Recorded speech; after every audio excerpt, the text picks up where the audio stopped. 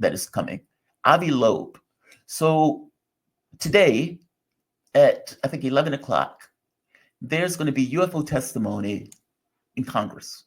And there's going to be a UFO hearing that is supposed to be somewhat historic. We've had a few of those UFO hearings, but on this one, there are going to be witnesses that are coming to testify, including Lou Elizondo. Elizondo has just written his book on the UFO issue, and I would imagine he is going to give, I guess, a little bit more testimony than he's given in the past. All of this is going to go into congressional record, and apparently they're going to be exposing something. The wild part is, though, FOIA requests that have went out have brought back some fascinating information on things that the pilots and the Navy have been running into. And that stuff was buried.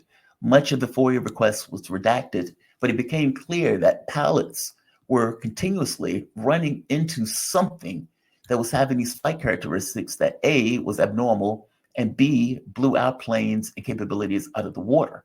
Some of these things were glowing orbs that were flying around the aircraft. Some of these things were coming out of the water. And even with the Nimitz engagement, I only need one.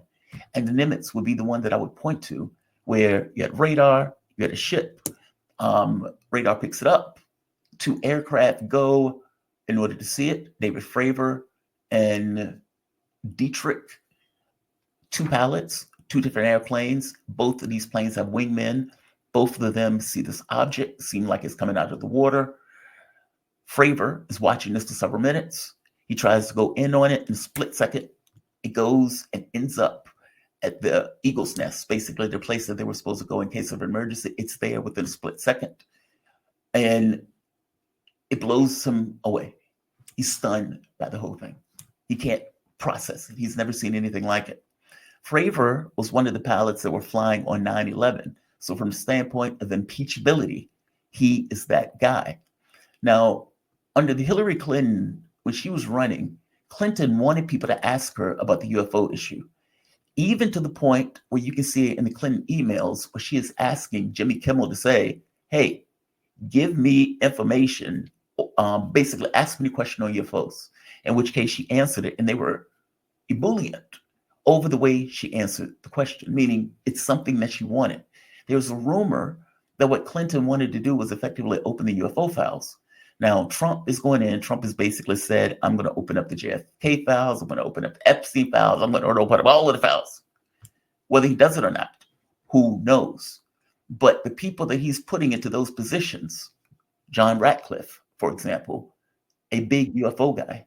Marco Rubio, a big UFO guy. So I don't know what it means in the context of the UFO area, but from the standpoint of, I don't know what it means. I don't know how far Trump is going to be willing to go with it. But I want to bring in my guests. Avi Loeb. I am a pleasure to have you.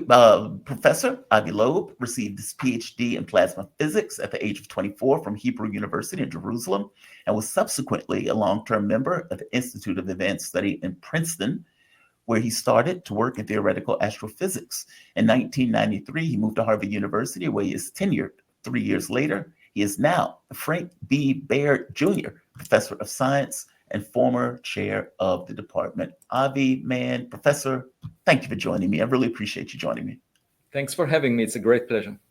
So I read your article on the Galileo Project. And just for the audience, please tell them what the Galileo Project is, just so to give them a primer on what that is. Right. So over the past 70 years, there were reports about unusual objects near Earth. Initially, they were called UFOs, unidentified flying objects. Now they're called UAP, unidentified anomalous phenomena.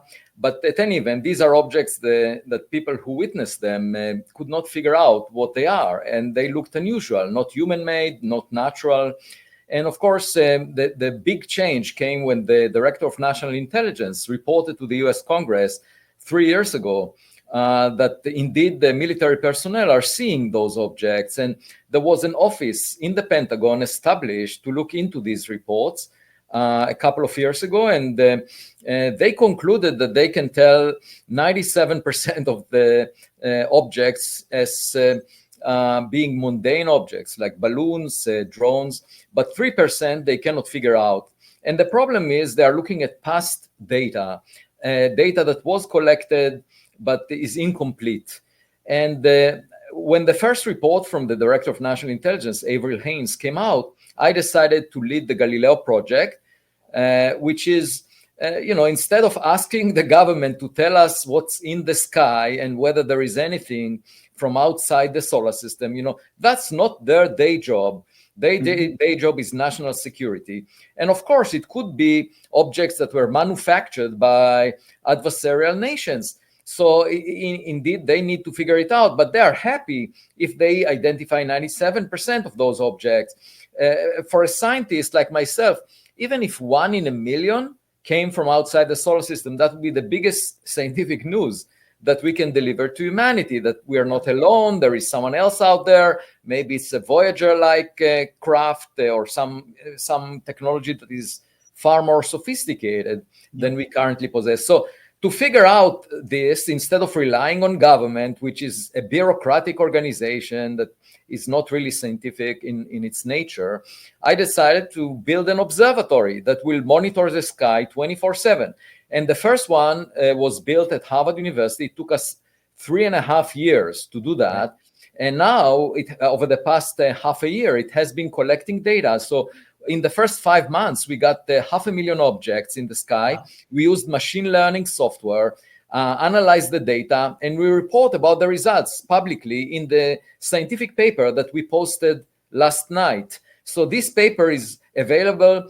Anyone can look at it. It's on the Galileo website. I wrote an essay in medium.com. If you just search for Avi Loeb at medium.com, you can see all the details with the links.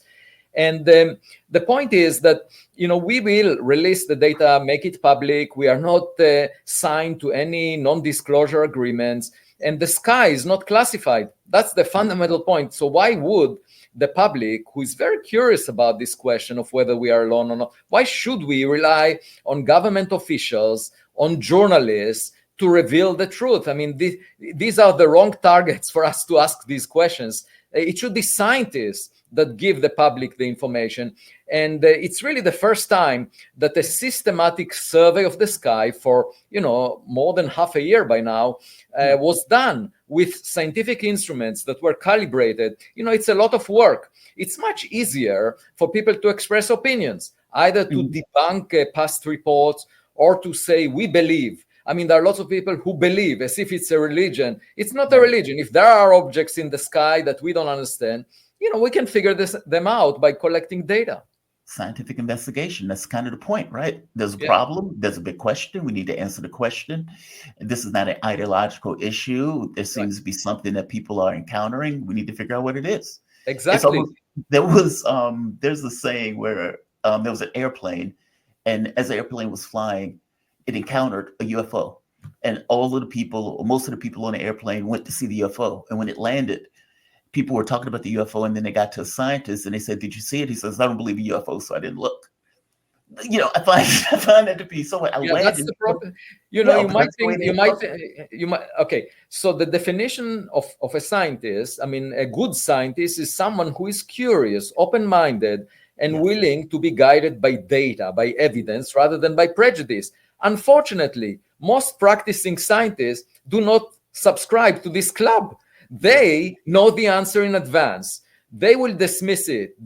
Obviously in the sky, it's a mixed bag. You have plenty of balloons, drones, airplanes. But the question is, 1 in a million, 1 in a billion of the objects might be really unusual. So we should just check the data and figure it out. But instead, scientists are not doing that. That's my problem, that a question that is either important for national security or important for knowing our place in the universe. This is the most important thing. Well, that's the wild part, because the reality of it is, it's one thing when the government does a report and says, well, we don't see anything. There's nothing out here. This is swamp gas, etc. And scientists can lump in and say, see, there's nothing out there. There's nothing. There's no point in doing this. It's a different animal, though, when the government comes out and says, yes, we've been encountering something, not just encountering something. our planes have had to divert because we've been encountering something. I mean, the FOIA requests that have been coming out that apparently they're going to be talking about at the hearing are just astonishing. I mean, you're Yes. talking about pilots that have to like emergency maneuvers in order to avoid hitting something that they don't know what it is. And then the flight characteristics that is being reported apparently blow the planes out of the water. In some cases, these things are transmedium, where they're going underwater and then coming out the water, going at fantastic speeds. And again, you're going to have people coming out saying we've been doing crash retrievals, that they're bringing out bodies. All of these people are now putting this into the congressional record, even Yes. with pictures and images. And what they point out is we have pictures and images, they just don't show them. Lou Elizondo, when I had the interview with him, he pointed out, well, yeah, he says when they were talking to Congress members, there were things that they were showing that they couldn't show the American public, which is the reason why Christian Gillibrand, Marco Rubio, Galileo, all of these people got so adamant about we need to figure out what this is. This seems to be a real thing. I mean, it's like if you think about it, there are only two possibilities. Either it's equipment from adversarial nations, and what they retrieved from crash sites are pieces of equipment that is superior to what the U.S. is producing, and then they want to avoid.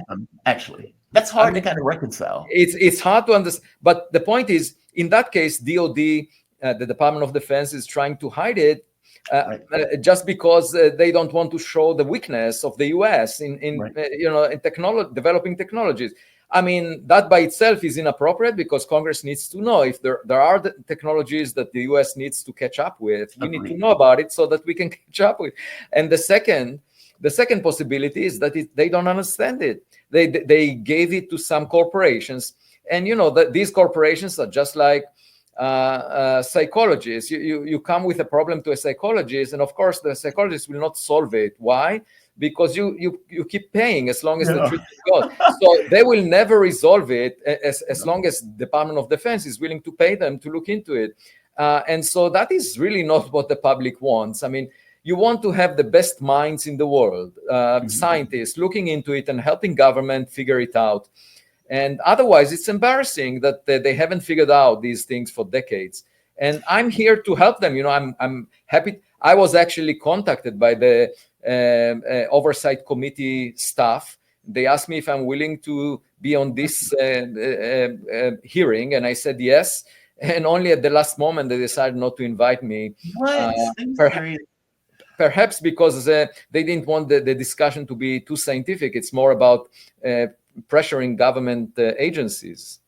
But it should be both, right? I agree. I completely agree. I wrote my testimony.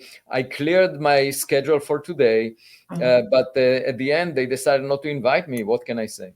That's unfortunate, because the reality of it is you need scientific heft in order to make it work. Meaning, it's one thing for somebody to give testimony. It's another thing for scientists to come in and say, look, we have been doing this research. We've been looking into the air. We've been doing these critical studies. I'm curious, is there a method that can diversify the capability of information collection? So for example, when you say you created an observatory, is there a inexpensive way to allow other people to put that on their roof, put it on their window, like just some way where you can basically spread this out to anybody that want to use it? Kind of like where machines would use other people's computers in a network in order to leverage those machines when they're not in use. Yeah, so the observatory we constructed and designed, by the way, from scratch, because astronomical observatories are looking at a small portion of the sky. We have to look at the entire sky all the time. And usually astronomers ignore things flying overhead. We focus on them. So we had to do it from scratch. We have a design that is working. It took us a while to design it, put it together and operate it, and then analyze the data. So now we know exactly, we have the recipe, we made the cake. The cake is tasty. Okay, so it's working. And now we are planning to make 2 copies. We were funded for 2 additional copies of this. Now, it costs about $1 million to build such an observatory, but it could be cheaper for a mobile version. I mean, we can make a mobile version that is a fraction of this cost. And in principle, the more such observatories are looking at the sky, the better, because you never know whether you are at the right place at the right time. So at the moment, it's just limited by funding. If someone comes forward, the scientific projects are funded at tens of millions to hundreds of millions to billions by NASA. Okay, Yeah. and if I were to receive hundreds of millions of dollars, I can make tens of these observatories, maybe even more, hundreds of these observatories, and we can get to the bottom of the question of whether there is anything unusual going on. Have you Because lobbied for this, by the way, like to get government funding, or do we even want government funding? I mean, if it well, comes with, yeah, I mean, it could be private funding, it could be government, as long as no strings are attached, right. as long as this is not a branch of the intelligence agencies that Yeah. are monitoring the sky. I mean, so as long as the data can be analyzed scientifically, released to the public, the way science is done, there are lots of projects that the federal agencies are funding,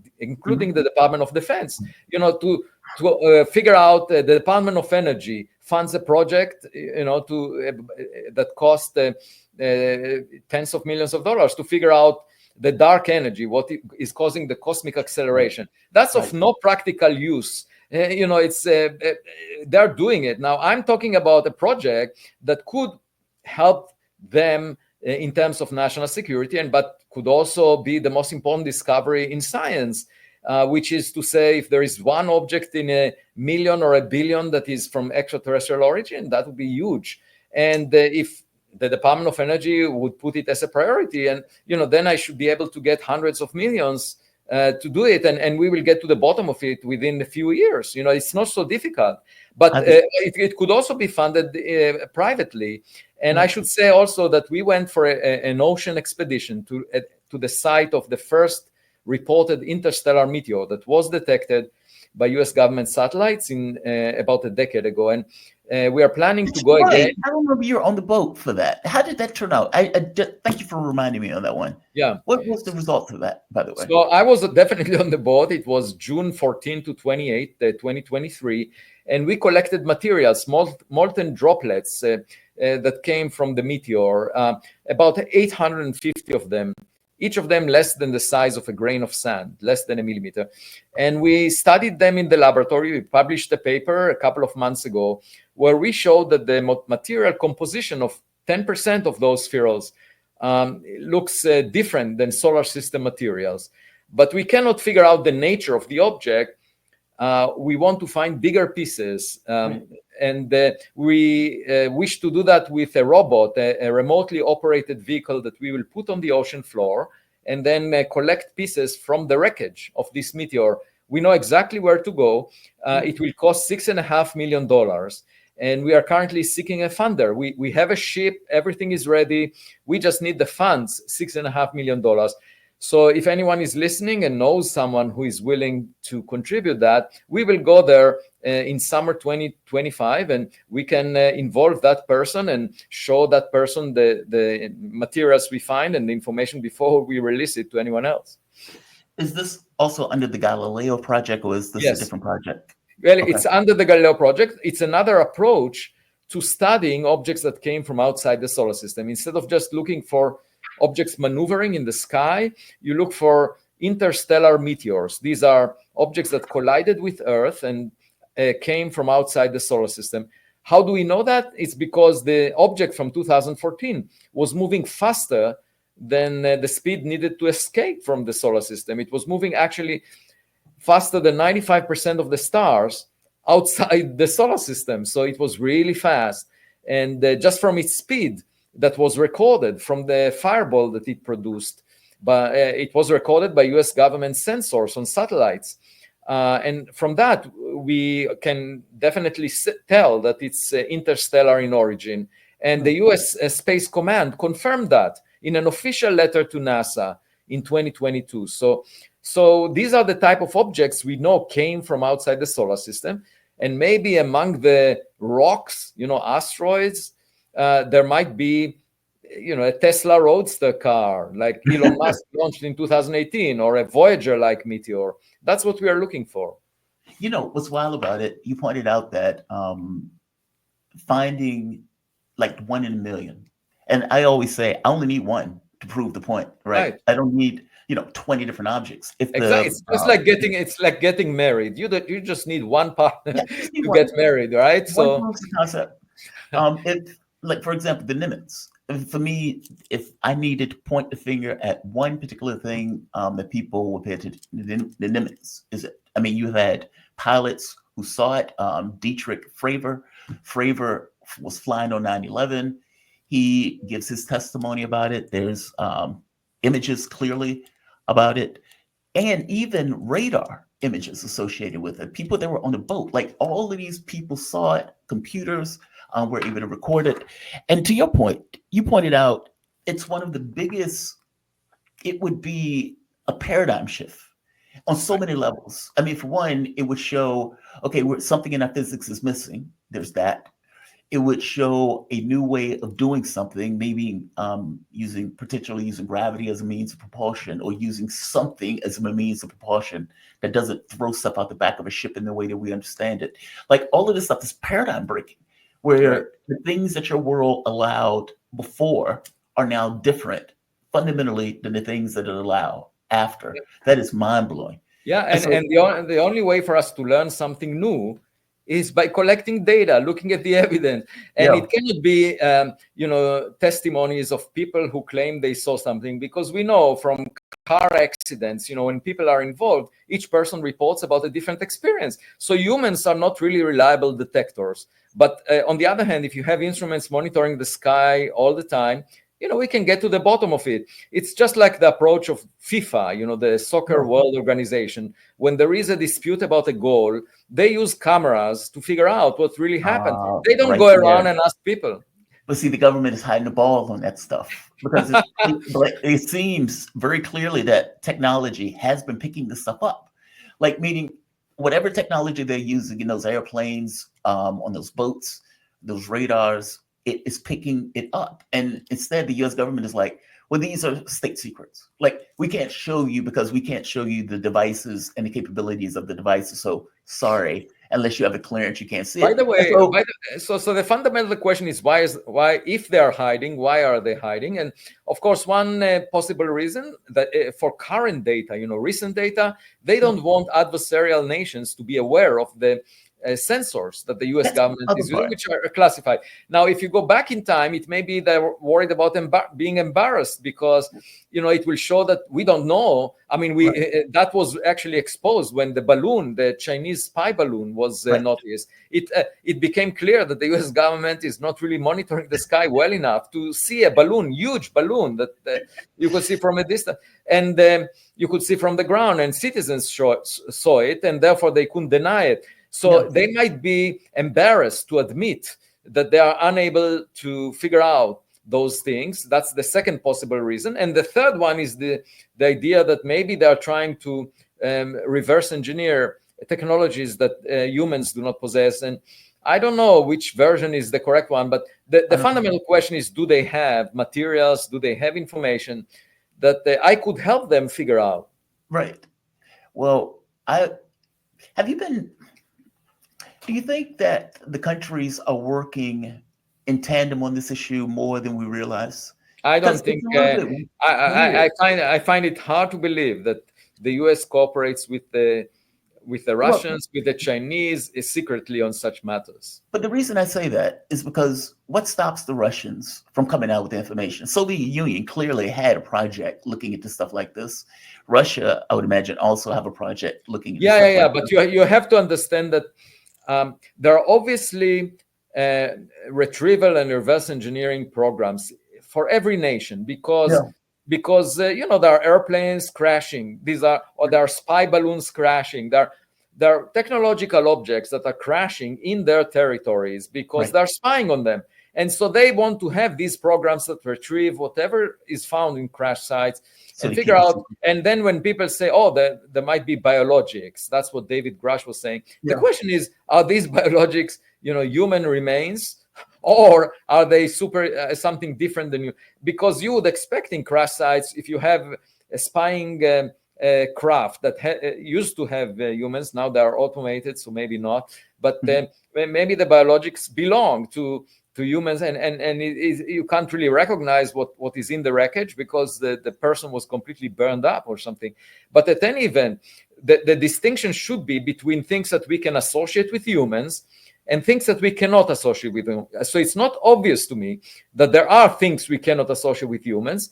And it's definitely obvious that all nations have retrieval and reverse engineering programs of craft, because that's the only way to learn what the Russians are doing. If you retrieve any aircraft that they manage to crash on your property, you will learn how to combat such an airplane and what kind of weaknesses the electronics have. So obviously every nation should have that and has that, but I don't think they cooperate on information about something beyond Earth. That is hard for me to believe. Deeply frustrating, because the reality of it is the government is effectively saying there's something in our skies. We don't know what it is. It has amazing flight characteristics. It has the ability to go through water and air. We may have biologic, depending upon the people you're listening to. However, we can't show you anything about it. Yeah. It's like, how the hell does that work? So the thing I don't understand at all is those whistleblowers, that are saying this is the most important discovery since the beginning of science, yet we don't want to go to jail, and therefore we will not tell you the truth. How does that make any sense to you? It doesn't sound right to me, like saying, sorry, I cannot tell you that because I have to go on vacation right now. This is not, would you really want to go to no jail? Sense. What? Would you really want to go to jail to expose? Yeah. It makes no sense whatsoever if it was real. The only sense I can make is people who say that are not really sincere or serious. They have a hidden agenda, and they are trying to introduce some misinformation just to, muddy the waters for some reason. For example, one possible reason is, suppose the US is developing new technologies, They don't want adversarial nations to know about it. So if a citizen happens to see something unusual in the sky, the citizen will not be aware of these technologies, and you want to create a situation where if it's reported, you basically make it a laughing stock, and people say, oh yeah, of course, extraterrestrials, makes no sense. And nobody would take, if people were to say, oh yeah, it's US technologies of the future, then obviously that would trigger interest from other nations. So to create such a noise in the system, they want to introduce misinformation and to basically have a subject matter like extraterrestrials or interstellar objects that would be scrutinized and debunked and considered to be just a laughing stock, and so they can do it by paying people to introduce nonsense into the conversation. Now, I can accept that with one exception. The DNI report, the Office of the Director of National Intelligence report, explicitly said we are trying to avoid that and we're trying to get rid of that sentiment. Now, there could be factions, but that report was very clear. It says, the giggle factor associated with this is making information collection difficult. We need to remove the stigma associated with it so more people can come forward and discuss and talk about it. I think it's a serious matter. I think when reliable pilots talk about it, we just need to get to the bottom of it. Now, if the Department of Defense really figured out that it's adversarial nations, they can have a confidential, a classified discussion with the relevant people in Congress and explain to those people that it's classified, but they figured out what it is. Instead of leaving these congressional people, at the mercy of hearings of people who don't really know what's going on. Right.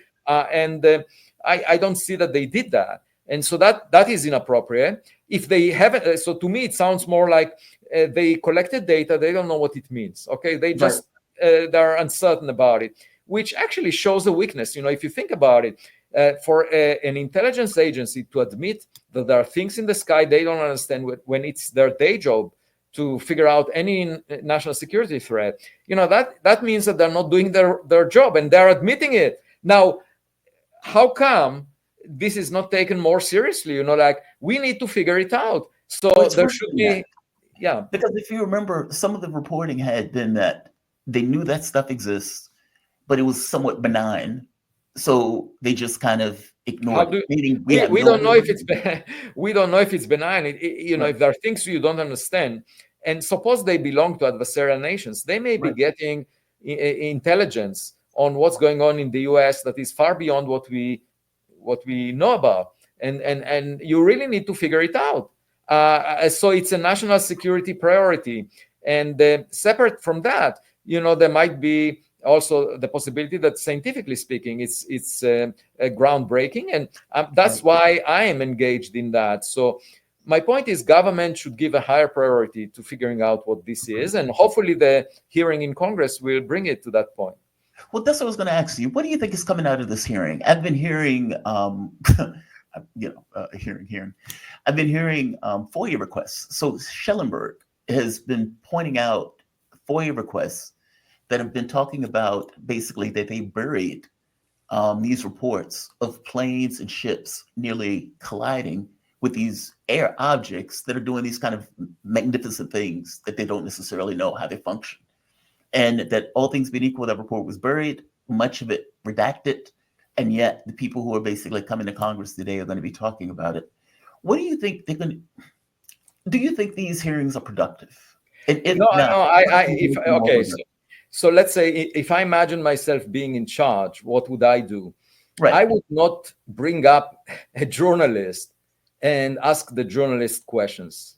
Okay, that is not the way to figure out the truth. Okay, a journalist is just reporting about things he heard.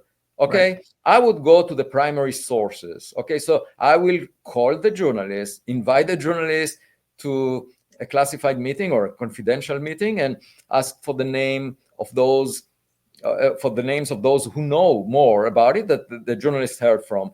And I would go to the primary sources. Now, if these primary sources are within government, so they cannot really speak to me, I would speak to their supervisors. If I were in Congress or if I were to handle the situation, it needs to be done in a way that initially, at least, it's outside the public's eye, because indeed it's sensitive for national security. So you need to figure out what the origin of the report is. And if it's completely fabricated, just to give you an example, then it's a waste of time for the public, because you're creating a false impression in the public. You're making it public before you actually know. I mean, it's a ridiculous approach to try and make the hearing public before you actually know what's behind it. I mean, that makes no sense. First, you go to find what's behind it.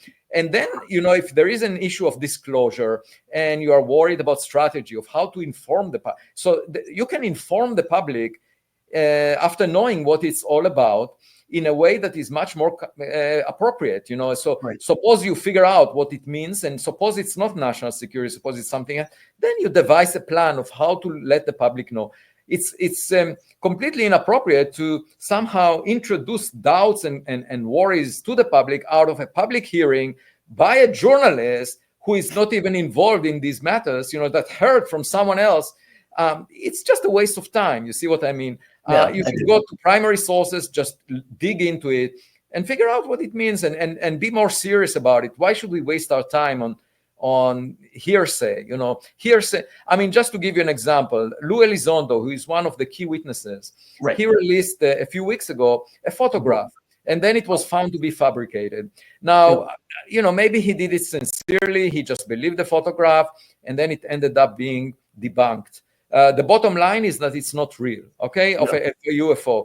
Now, this is pretty bad. Why is it bad? Because you're creating noise, and then it turns out to be a false alarm. So when he headed ATIP, I mean, like the guy who headed ATIP, the one organization. So then you start doubting his motivation, and it's just not serious. It's like kids play when someone is trying to fool another person. So, like you can waste your life chasing ghosts. That's not the right approach. The right approach is to get to the bottom of it by speaking to the relevant people, and it doesn't need to be in the public's domain. In the public domain, you do it behind the scenes first to figure out if there is any substance behind it.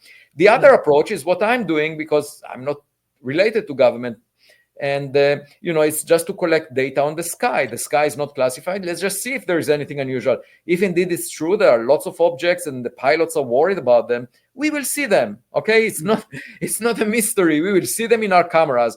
So instead of going to Congress, listening to a hearing, and then waiting for the hearing to somehow induce disclosure about things, Just look at the sky. You know what it reminds me?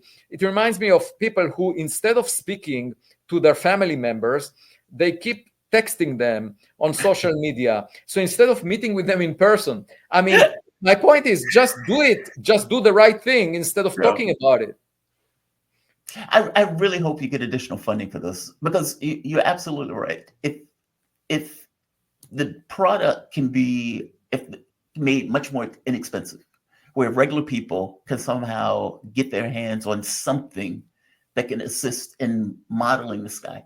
Like if it's something where, Bob, Ted, and so can pay $20 and plug whatever it is to look into the sky 24 hours a day and automatically feed information to the system, almost like a networking type thing that is somewhat inexpensive in order to do. Hell, if you can get funding where you can give inexpensive versions of those things out, maybe they're just mini cameras, maybe I don't know, but I like the idea. That's an excellent idea. We are currently limited by funding, Right. not by ideas, and so we just need a donor that would be willing to promote this, and it could be a government agency. I don't mind, and we can get to the bottom of it, as I said, within a matter of years. And that's what I'm trying to do. Now we will have 3 observatories by summer 2025, and we're happy to make many more.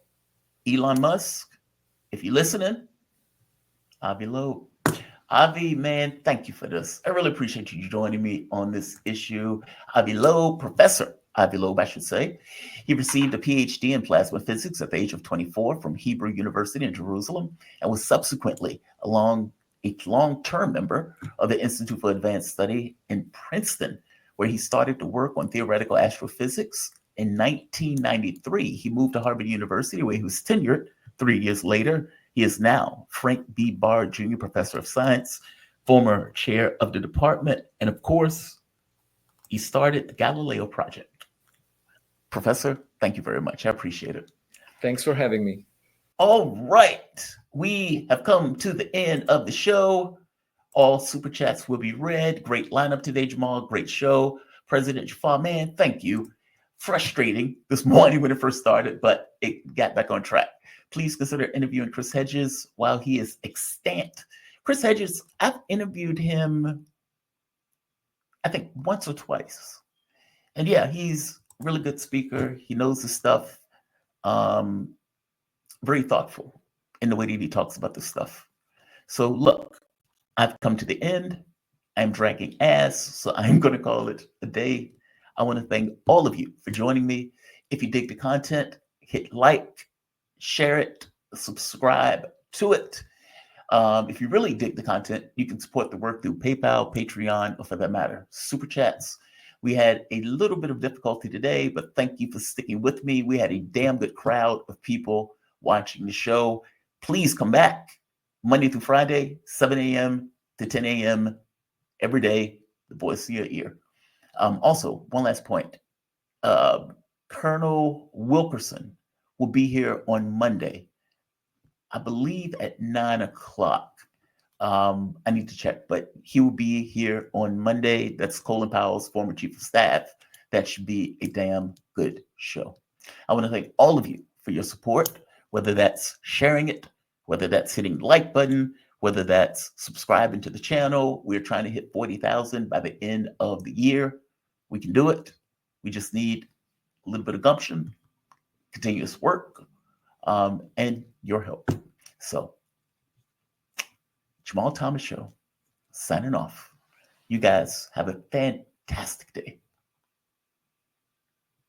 Yeah, you guys have a fantastic day. Signing off.